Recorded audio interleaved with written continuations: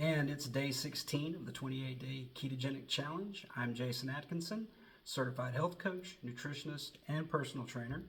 If you'd like to join the challenge, just visit the website linked in the comments below. That is reshapehealthandfitness.com. I'll get you onboarded. I've got a couple of apps that I'm using there to help people track their metrics and to succeed in their long-range and short-range goals. So if you do have goals of improving your health and fitness, take it from a certified professional. I have been there and done that. I've lost a total of 75 pounds myself, and now have had the opportunity to teach and help instruct hundreds of people on how to make similar results, and lasting change is what it's all about. So I want to talk about a question that a client asked me recently. This is a new client just getting onboarded. He says, Jason, what should my percentage goals for my macros be? So I did a lengthier video about this called How to Calculate Your Macros for Fat Loss, and I will link that in the comments below. So I don't want to go over everything that I said there, but let me just say my kind of overview. The calories concept or the percentage concept is not something that I find particularly helpful. If you go into one of these little websites or apps that offer a free analysis, they will give you a calorie goal first based on your size and your activity levels, neither of which may be 100% accurate. And then they will divide that into this percentage should be protein, this percentage should be carbohydrate, and this percentage should be fat. So that's not really my approach, but again, I've already laid that out in videos. So go watch the rest of that to see how I actually arrive at those numbers for a client to make sure that they're successful. Now, we are doing a ketogenic challenge right now. Ketogenic is normally considered as very low carbohydrate. The definition of very low carbohydrate is 5 to 10% of the diet.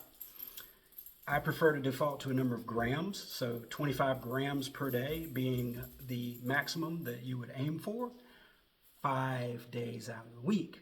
The other 2 days out of the week, this is a cyclical ketogenic diet, the other 2 days out of the week, it might be as high as 250 grams.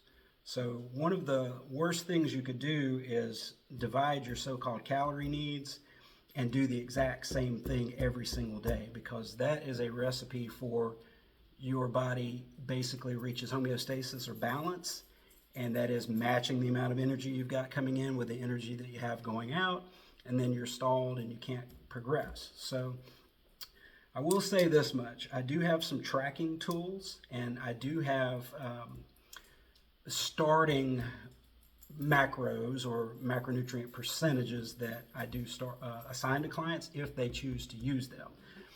I look at percentages or macros as being like the training wheels.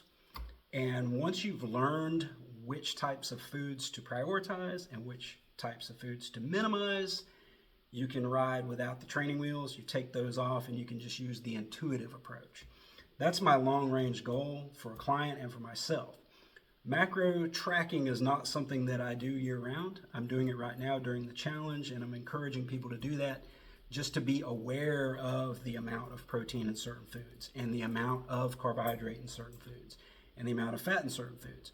However, the 28-day ketogenic challenge in Well World, there's a list of foods that are on the menu and not on the menu.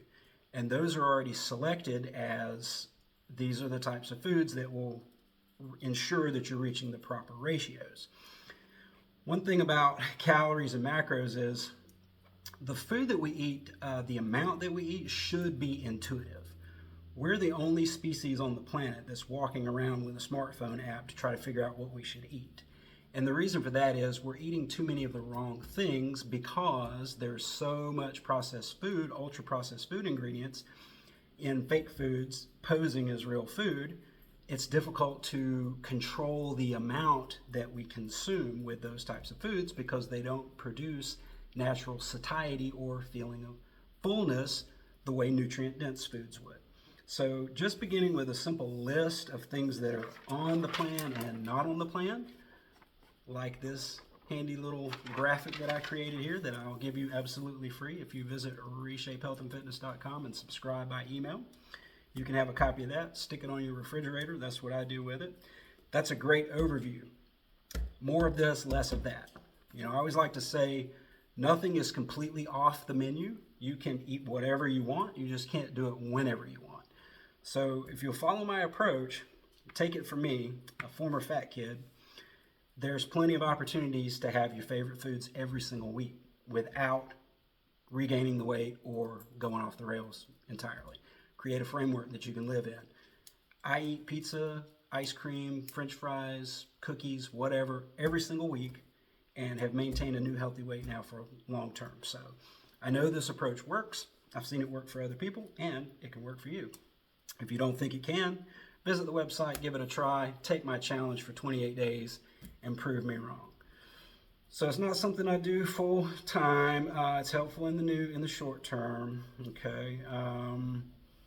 All right. So yes, if we are following an appropriate diet, it's going to be self-limiting. I think I made that point already.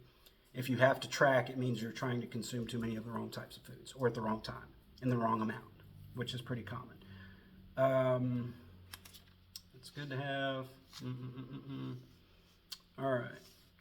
Well, I had so much I wanted to say in this video, but as is common when I get in front of a camera, I can't remember half of it, and I can't read my own writing because I'm so frantic to get the notes out there. If you're serious about change, contact me. I can get on a phone call with you or video chat, one-on-one, go over your particular needs, help you to figure out how to make the diet work, how to make the training program work for you, the supplementation that you would need to take it to the next level. It's all there. It's all based on my personal experience for myself and with my clients who are getting great results. So get on the team, and I'm just going to go ahead and wrap it up for today. I'll be back tomorrow with another video. Thanks.